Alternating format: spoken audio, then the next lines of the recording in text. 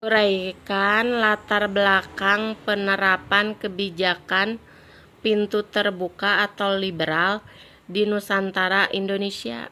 Pada tahun 1870, sistem tanam paksa resmi dihapuskan dan diganti dengan sistem politik liberal atau sistem pintu terbuka. Politik ini diberlakukan di Indonesia antara tahun 1870 sampai 1906. Maksud dari pemahaman ini adalah pihak swasta diberi kesempatan untuk membuka usaha dan menanamkan modalnya di Indonesia. Jelaskan peraturan-peraturan yang diterapkan sebagai langkah awal penerapan kebijakan pintu terbuka atau liberal. Yang pertama, Undang-Undang Perbendaharaan tahun 1864 yang mewajibkan anggaran belanja Hindia Belanda.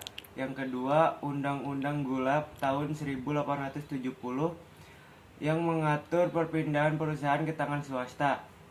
Yang ketiga, Undang-Undang Agraria tahun 1870 yang menetapkan dasar-dasar politik tanah. Nomor 3, jelaskan faktor-faktor pendukung diterapkannya kebijakan politik terbuka liberal di Nusantara Indonesia. Yang pertama adalah Jawa menyediakan tenaga buruh yang murah. Yang kedua, banyaknya modal dari sistem tanam paksa yang berlebihan. Yang ketiga, adanya bank yang menyediakan kredit bagi usaha pertanian, pertambangan, dan transportasi.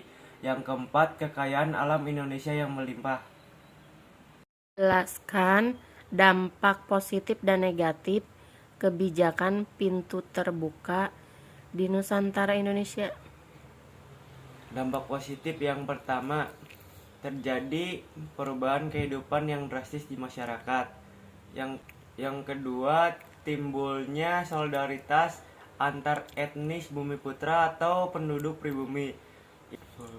Yang ketiga, meningkatkan peranan bahasa Melayu dan bahasa daerah lainnya di kalangan penguasa. Dampak negatif yang pertama, kehidupan penduduk merosot tajam. Yang kedua, eksploitasi rakyat secara besar-besaran.